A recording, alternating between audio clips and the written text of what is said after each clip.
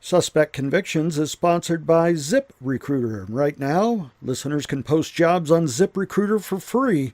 Just go to ziprecruiter.com/suspect. Suspect Convictions is sponsored by HelloFresh. For $30 off your first week of HelloFresh, visit HelloFresh.com and enter the promo code SUSPECT30.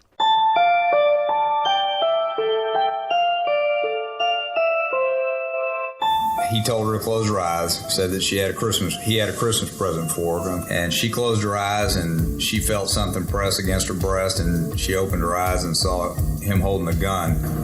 I thought if I showed the gun that they'd move, stay away from me. It was a bluff. Meant to be. It didn't turn out that way. When my mom took me home and cleaned me, she said I had blood. I had so much blood on me that it was inside my diaper.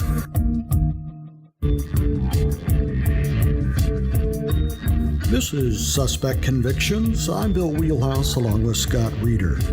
Coming up in the fall, Scott will take another deep dive into a fascinating murder case. However, this summer, we're going to take some shorter looks at some other crime and justice stories. Today, 2 minutes of terror, 30 years of grief. We go back to a case in Texas from the 1980s. The perpetrator in the 30-year-old case is nearing his release from prison. Scott, this was a case you covered early in your career. Can you give us an overview? 30 years ago, I was working at the Galveston Daily News. It was my very first job out of college. And this case came up a few months after I had started working there. A man walked into a daycare center in League City, Texas, and shot two people.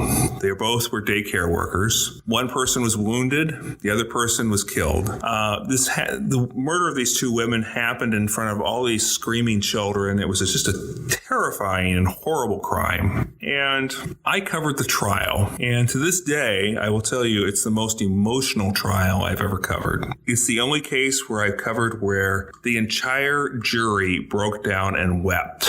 It was just very disconcerting. Sometimes when you go into a story, you have a pretty good idea what you're going to find out. In this case, I was kind of stunned by what I found out. It was a very surprising result, and I think you're going to be really intrigued by this podcast. First, a bit of backstory. Buddy Spence was a 40-year-old in a relationship with a 23-year-old Monique Marques, who also goes by the name of Monica. She broke the relationship off. He tried to woo her back.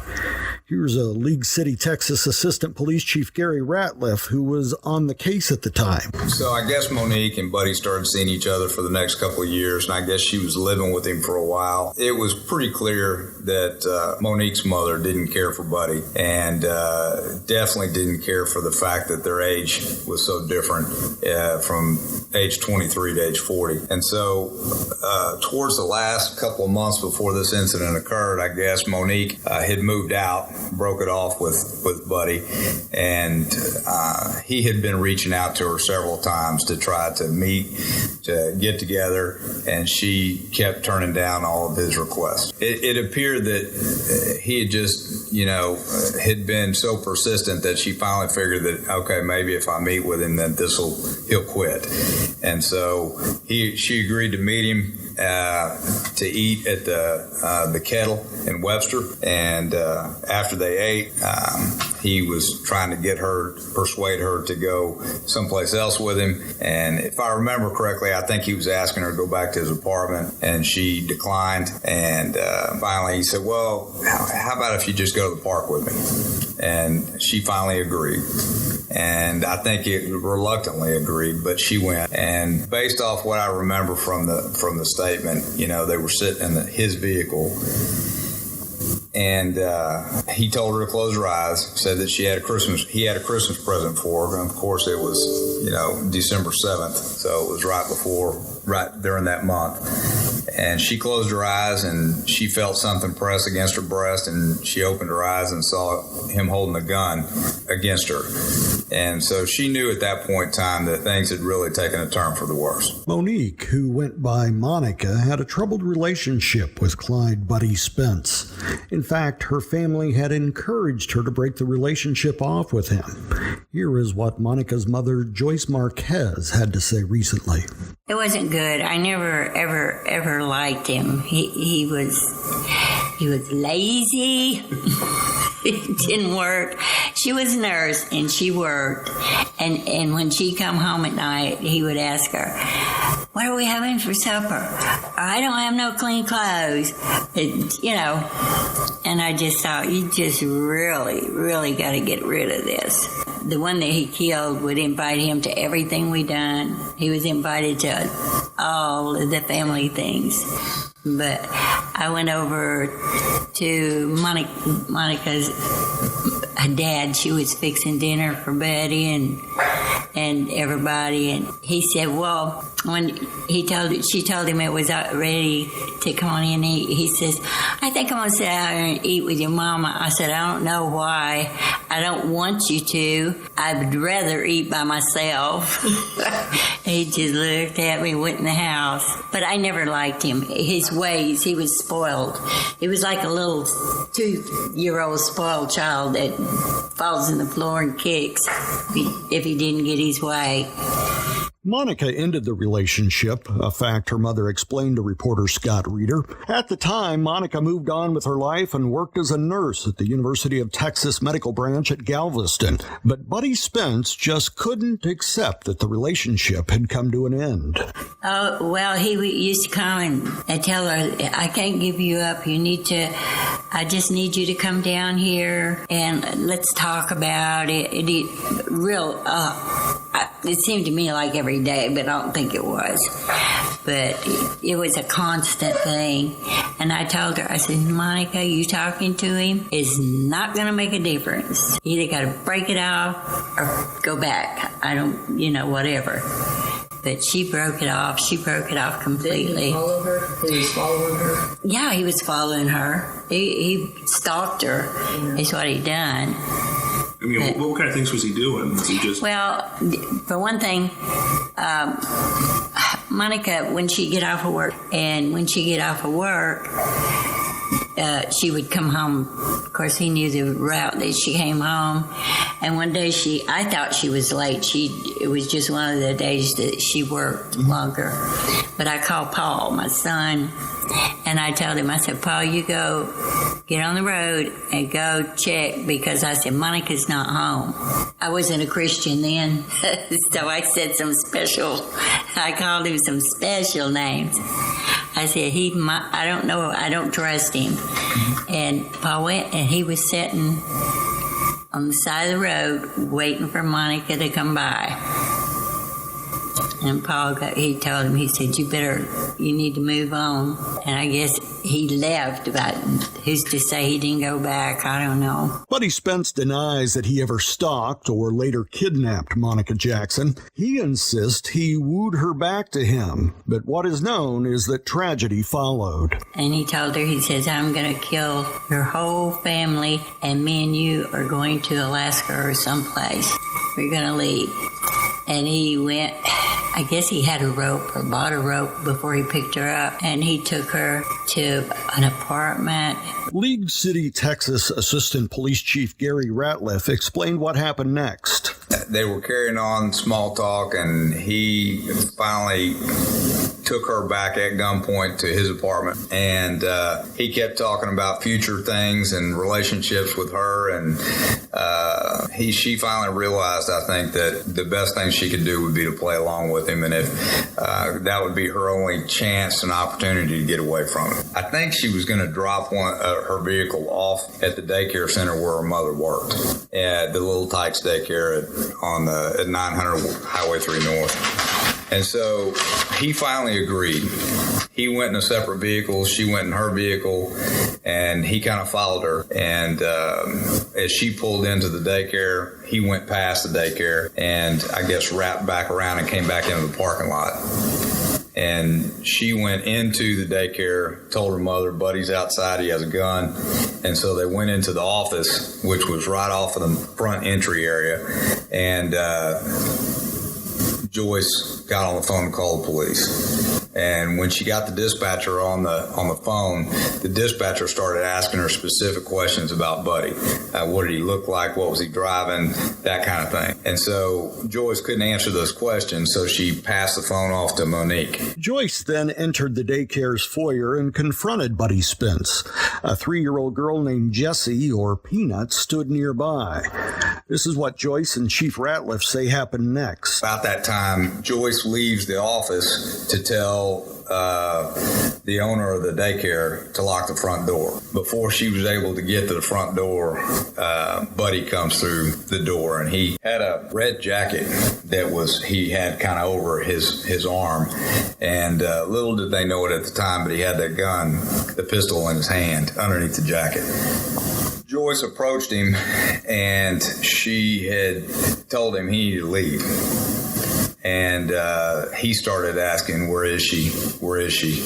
And she was ignoring his questions, saying, you need to leave. And she went to go push right in the front entry, right inside the front entry. During the struggle, the gun fired, striking Joyce in the hand. The sound of the pistol's report created bedlam in the daycare center, with children screaming and then anxious parents picking up their kids, diving for cover. Despite her wounded hand, Joyce continued her confrontation with Spence. A toddler named Jessie, or Peanut, stood nearby. I said, Buddy, you need to get out of here. You don't need to be in here with that gun with all these babies in here. And that's when he grabbed me by the hair of the head and dragged me in the room with the gun to my head. And I hit the gun down like that. And anyways, I stood up. I got up. And that's when Peanut showed up. She was kind of climbing me like I was at stairs or something. And I was screaming for somebody to come get her, because he still had the gun pointed at me. And anyways, I picked her up, and Wendy, I think, came through the door, and he shot me. But I turned like this, and if I hadn't turned, it would have hit her. She was covered in blood, just covered in blood, and I fell through the doorway. Joyce fell to the floor bleeding, still holding the toddler. Joyce's daughter-in-law, Charlotte, or Dawndy, stood nearby and became Spence's next target. About that time, then he turned and shot Charlotte. Apparently she was shot then, and she turned to run out the back door, and Clyde took off running after her and then shot her again as she was going to the back gate to get out of the back playground area. And that shot that he shot her in that playground area went through the back and right through the heart. I remember later on the doctors had said, and the ME's office had said, even if she had been on the operating table, as soon as she hit the ground, they couldn't have done anything for her. So Buddy left out, walked back out and towards his vehicle, still holding the gun in his hand, and witnesses saw him getting into his vehicle. For Joyce, it was a moment of terror. And he turned the gun on her, and she said, oh my God, and she started running out the back door, and he followed her, and I heard the gun go off, and I thought he shot her. But I didn't know it was that bad. I didn't know he had killed her, because it went through her heart. But anyways, by that time, the police was there, and he was gone. And Monica came in. She had blood all over her face. She'd been giving CPR to Dawndy, and she wouldn't tell me. I said, how is she? Okay? And she wouldn't say nothing. She said, let's just worry about you right now, Mama. Emergency medical technician Betty Nelson arrived on the scene. We got there. One of the police officers' wives had just picked up her 2 kids, and she was standing outside, and she, you better get in there. There's something going on. There's some shooting and all going on. She's the one that called the police when she heard the shots going off. So we went inside. Keith said, be careful, be careful, be careful. I said, okay, watch where you're going and everything. I went in, and there was this one lady laying on the floor right just inside the door, and she had a bullet wound right here. That's in her shoulder. Breast. Shoulder, yep, right there. And that's the first bullet wound I'd ever seen on anybody. I was new to this game. It was just a little round circle, like right here, and it had black all around the outside of it. You could tell it would have been a bullet wound. And then I was talking to her and telling her everything was going to be okay and everything. I didn't know she was holding a child, and she evidently gave the baby to somebody else or whatever. And so they told me to go out in the play yard and see if everything's okay out there. And so I went out into the play yard. Well, the girl had run out the back door to get away from him, and she was out in the play yard, and he shot her through the heart out there. And when I got out there, one of the police officers was doing CPR on her. And he was going, come on, baby, come on, you're going to be okay. Don't leave me. I got you, come on, take care. In the meantime, we were waiting for them to land the Lifeline helicopter. So they landed that right in the middle of Highway 3, and we got her packaged up and sent off, and I think there was some kids crying. And of course, people were trying to get there and get in there and get their kids out, and they wouldn't let them in or anybody because it was a crime scene. And they wouldn't let them in. But then they finally, after everything was cleared up, they let them in. Just ahead on Suspect Convictions, we hear about the search for Buddy Spence, and Scott Reeder reflects on why this story is still relevant today. One of the biggest challenges about running your own business or being in charge of a department is hiring. But that's where ZipRecruiter comes in. With ZipRecruiter, you can post your job to 100-plus job sites with just one click. Then, their powerful technology efficiently matches the right people to your job better than anyone else. That's why ZipRecruiter is different. Unlike other job sites, ZipRecruiter doesn't depend on a candidate finding you. It finds them. In fact, over 80% of the jobs posted on ZipRecruiter get a qualified candidate in just 24 hours. Find out today why ZipRecruiter has been used by businesses of all sizes to find the most qualified job candidates with immediate results. And right now, our listeners can post jobs on ZipRecruiter for free. That's right, free. Just go to ZipRecruiter.com/suspect. That's ZipRecruiter.com/suspect. One more time to try it for free. Go to ZipRecruiter.com/suspect. This is Suspect Convictions, 2 minutes of terror, 30 years of grief. I'm Bill Wheelhouse. We continue in a moment with the search for Buddy Spence after the daycare shooting.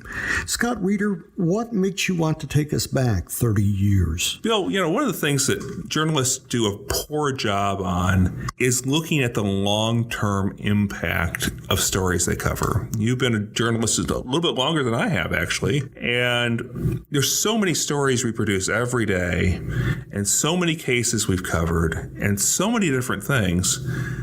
But, they call journalism the first draft of history, but what we don't do very much is looking at what impact those stories we've done over our career have had long term. And this case always just stuck out with me. I mean, it just was such an unusual case. This was happening before there was all these high profile shootings at schools and daycare centers or anything. This is the first time I'd ever heard of a shooting at a place like a daycare center. And I've always wondered, what's the lasting impact in that community after just 5 minutes of violence? And that's why I decided to go back and look. Helicopters have transported Charlotte or Dawndy and Joyce to hospitals in Houston and Galveston. Dawndy is declared dead on arrival. Joyce is badly injured with bullet wounds in her hand, neck, and one that entered her right breast and exited through her back. As Joyce recuperated in the hospital and the family prepared for the funeral, fear set in. Buddy Spence was on the lam. So then you have this mess at the scene. You have the victims in the hospitals. What next? I mean, how do you go out hunting for somebody like this? Well, the first thing we had to do was we had to process the scene and get statements from all the witnesses. So when we got to the scene, Rex Fancher was in charge of the Criminal Investigations Division at the time, and he assigned me to do the crime scene. And so I worked the crime scene and Curtis Norman was one of the other detectives, and he started taking statements from some of the witnesses. And so once we started getting everything locked down of what actually happened that day, then we started trying to track down to all of his possible ties, where he was at, where he's from, who are his relatives, friends, anybody else. So from Monique, we were able to get an address on his apartment. So we went and checked the apartment to make sure that he was not still around. We cleared the apartment. He was not there. And so then we got search warrants for the apartment to get all of any possible ties, address books, phone records, anything related to the weapon that he used, ammunition, anything that we could get. It was a frightening time while Spence was on the loose. Joyce and her daughters went into hiding. I prayed a lot. I hoped that he went down the road and shot himself. You know, a lot of people do that, but he thought he was too special. I went and stayed with my ex-husband till they found him. Yeah, it was real scary. But then police received a tip. Within a month or so after that, we had information that kind of pointed us towards Shreveport, Louisiana. And so one of the other detectives, who is deceased now, but David Neese, who I was working with closely on that portion of it, had reached out to a couple of detectives in the homicide unit at Shreveport. And we had a first name and a first name only on a guy that he was referred to as Jake the Snake. And we knew that he worked, I think it was for AT&T in Shreveport. We didn't have anything else. And he was supposedly a friend of Clyde's at one time. And so, you know, we didn't know. We were reaching out to everybody that we could possibly find. And so these detectives found and located Jake. And when they contacted him, they started talking to him. They asked him about Clyde Spence. And he said, yeah, he'd seen him recently.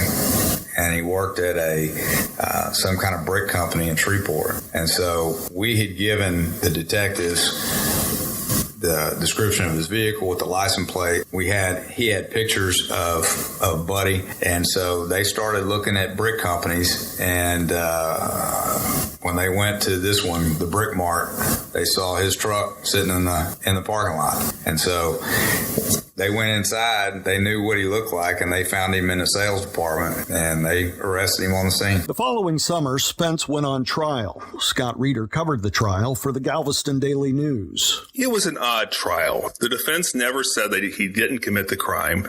They went to court in hopes that they'd get a lighter sentence for him than what the prosecuting attorney was offering.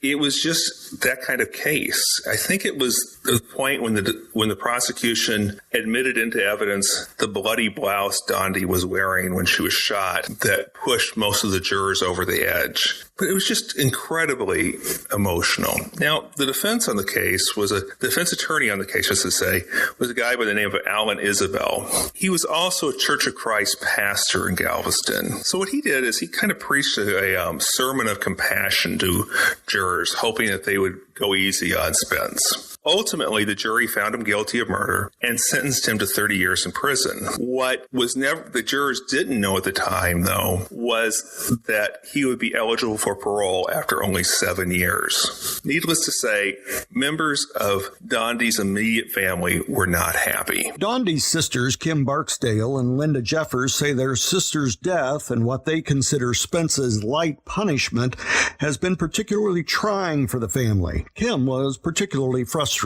Why not the death penalty? You know, he killed my sister. What gives him the right to live?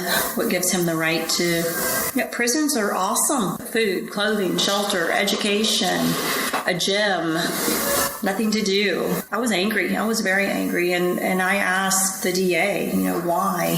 And he said, well, that's the best we can do in Texas. For Kim and her family, it became their mission to keep Buddy Spence in prison. They've repeatedly appealed to the Texas Parole Board over the years to keep him locked up. It's horrible. I can't think of a better word. It's just horrible. It's very emotional. Every year that we've done it, 2 years ago was the one that we were really afraid he was going to get out, and we wrote the letters and got petitions and participated, got the newspaper to do an article on him. And it was very emotional, stressful. You almost want to just give up and say, fine, just let him out so that you don't have to relive everything, because you can't just walk in and say, hey, will you sign the petition? Everybody wants to know why, what is it? And they're like, oh, I'm so sorry. I didn't realize it was your sister. Everybody remembers. You can walk into any business and mention it, and somebody in that business is going to remember what happened. Kim fears for the family's safety because of their active role in trying to keep Buddy in prison. I'm just worried that he's going to want some retaliation against the people that have kept him in there. I don't think that they would have kept him in for the entire 30 years if we had not done the petitions and the letters and if they don't other offenses, why would they keep that a murder offense? I went back and looked at the story I wrote on it 30 years ago, and I remember writing in there, he'll be eligible for parole in 7 years. And it's like, 7 years? 7 years. So we've been writing for 23 years. She didn't deserve it. She was the sweetest, kindest, most caring, loving person. She probably would have had 5 or 6 children. And if you were going to give a message to Clyde Spence, what would it be? I hate to be vindictive, but I hope the same thing happens to him someday. Somebody he loves just I hope he has to suffer. I don't think that prison is suffering. Linda was even closer to Dawndy. She was my best friend. She was my whole life. I mean, I was the rebel. I ran away from home because I wanted to go and do. And when I ran away from home, she didn't want me to run away by myself, so she went with me. She was real shy. She wouldn't even eat. I can remember my dad sitting there with her, and the phone would ring, and we'd all be outside, and she'd be sitting there, and my dad would open the door. You're sitting right there. Are you going to answer the phone? And, she wouldn't answer the phone. She was that quiet. I prayed that he would get killed in prison. Somebody would kill him there. And it didn't happen. Now Dawndy's family faces the very real possibility that Spence will soon be released from prison. He's up for parole this summer, but even if he's not released now, he'll soon have served the entire 30-year sentence and will be released at the latest in a year and a half. He lost Monica and blamed it on the family for him losing her, her leaving him. How can you blame that on the family? You can't. And that's what I'm scared of now is he going to blame our family for him having to stay there in prison for 30 years? While their fear of retribution is real, they also resent the disruption in family relations. That's coming up on Suspect Convictions. Would you like to be doing more home cooking? Consider HelloFresh. We like to think of HelloFresh as a farm-to-box company because we want everyone to have access to fresh ingredients that inspire great meals. But we don't stop there. We're also a couch-to-kitchen company because the best way to kick those after-work excuses is by feeling unstoppable in the kitchen. HelloFresh currently offers customers a classic box, a veggie box, and a family box. Customers can order 3, 4, or 5 different meals each week designed for either 2 or 4 people, and there are new recipes created every week, and meals are now less than $10 each. And Scott Reeder says these are good, and he is a lousy cook. He has actually been a good cook by using HelloFresh meals, so it can turn your cooking around as well. For $30 off your first week of HelloFresh, visit HelloFresh.com and enter the promo code SUSPECT30. HelloFresh.com, SUSPECT30. This is Suspect Convictions, 2 minutes of terror and 30 years of grief. Family relations have been twisted since those acts of violence 30 years ago. Dawndy's sister Kim says they still struggle with the reminders of that fateful day. Every Sunday, before Dawndy's death, every Sunday, if we were married, the ones that could do it would do it. They'd go down to my mom and dad's house, and my mom would fix a big meal, usually fried chicken and mashed potatoes and gravy, and we would all just sit around and talk and visit and have fun, enjoy the family. And then after she was murdered, we kind of just backed off. What do you think that happened? I mean, was it I think we were scared to love, scared to care, because it just hurt so bad that we would get together and we would cry, and it wasn't. I'm gonna cry now. It wasn't fun anymore, to be together as a family. For Linda, she believes Dawndy's murder and later her relationship with Dawndy's husband contributed to the breakup of her first marriage. Honestly, my first husband, when it happened, I think that's why we got divorced, because he wanted me to start living my life again, and I didn't feel like I should be able to live a life and be happy when my sister couldn't, and it ended up with us not making it. I couldn't do it because I wanted to talk about her. I mean, I'd get up in the middle of the night and go to Paul's house and go see Paul, because that's where Dawndy was, and he didn't understand it. And I honestly feel like that's what caused us to get a divorce. People think, okay, it's just he killed her, Dawndy, he killed my sister, and that's all it affected is, her gone. But it didn't. I mean, it affected her whole entire family. And then my older sister, Veronica, she was pregnant, and she had her baby premature. He weighed 2 pounds. I mean, they didn't know if he was going to make it, and he had to stay in the hospital. She had to go home without her baby and make sure that, pray every day that he made it through it. And I honestly believe that that's his fault too. He took my mom. I feel like he took my mom from us, because my mom was never the same again. Never. I mean, he destroyed my marriage and my eyes, because that's all I wanted to do was talk about her, and I couldn't be happy because I didn't feel like I had a right to be happy if she wasn't here with us. And it really sucks that Daniel doesn't even know who she is. He's got a little boy now. He don't know her. He don't know Grandma. He knows Barbara as Grandma, not my sister. And like Daniel, he says, I don't know what to say. I didn't know her.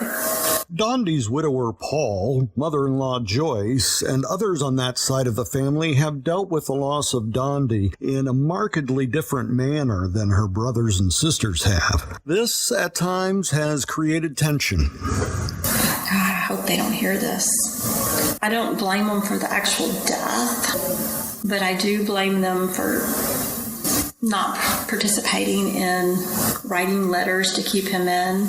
They just wanted to move on with their life and I guess forget about it. Sweep it under the rug and forget about it. And Linda says some in her family blame Joyce's daughter, Monica. Sometimes you want to figure it out. Well, why didn't Monica not go to the daycare? Why didn't she just go? Because she had my sister's Jeep. Why didn't she just go with them instead of going to the daycare? And then you think about it. What would you do? I would go to my mama. You want your mom when you need help. Her reasoning behind going to the daycare was to get her own car. And when she went in, she told her mom and them, let me get my car. And whenever I get in my car and I'm following him, call the cops. And my sister and Grandma Joyce wouldn't let her leave. But instead of the daycare locking the door, I guess they didn't. And he came to the door and came in. And they said shot Grandma Joyce and my sister. A lot of the family blames her. But like I said, how can you blame her? You blame her for why? Because she went to the daycare. And it was her boyfriend. But like I said, she told them to let her leave. Well, If it was your baby, you wouldn't let her leave and when she's in the daycare.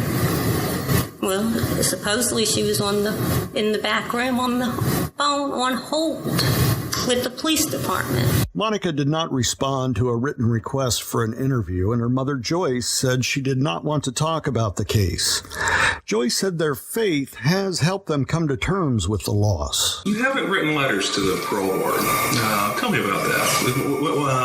What's your thinking on that? I don't even know. I just think, I don't know. I figured if God wants him to get out, he's going to get out. Or if I stand up there and preach to keep him in there, he's going to get out. It's really his will. And he spent his whole 30 years, thank the Lord for that. To them, it's in God's hands and he'll take care of it. And you know, if I do the interview because talking about it helps me, and maybe if somebody else goes through this, they will know that the only help they're going to get really is the Lord. They're going to have to go to the Lord to get help. And I did. Joyce says she is at peace with Spence's eventual release from prison. Are you worried about it when he gets out? Why? I have a living God. And if it's my time to go and he shoots me and I die, it's in God's hands. That's the way I feel. I know I'm not worried about it at all. Have you forgiven him yet? I don't. I've tried. I try. If I know what forgiveness is, I mean, how can you even get it? I can't get it in my mind to say, bless his heart, he didn't know what he was doing. I'm trying. I'll put it that way. Because he was a grown man. He just spoiled. His mama must have doted on him, is all I can say. Because even when Monica wouldn't do something he wanted, he'd stomp his feet and slam the door like a teenage. How has it changed your life? The one thing is, I went from drinking and bar rooms to church. I went to church. I have God in my life. Then I didn't. If I would have had a gun or could have got a hold of a gun at the time, there would have never been a trial for him. I have a gun, but that's in case somebody comes through that locked door in there. And when they walk in, I can say, that door was locked for your protection. Why don't I ask Misty how much she's observed? You said you can tell you how it's changed your life. Her life? Yeah. It's God. It was church. She was raised in church. Her daddy was a preacher. So for church, religious sake, she was backslidden at the time all this was happening. And she got her relationship back with God. And everything that comes with that. The goodness in her heart, the love, the way of thinking, everything that comes with it. That's Misty speaking, and Misty, by the way, is Joyce's youngest daughter. Coming up in episode 2 of Suspect Conviction, Scott Reeder talks with the woman who was the 3-year-old child being held by Joyce when shot in the daycare center. He also enters a Texas prison to interview Buddy Spence. Scott asks why he killed Dawndy, whether he is angry at Dawndy's family, and whether he sees value in being forgiven by Joyce. Join us next time on Suspect Convictions. For Reader Reporting, I'm Bill Wheelhouse.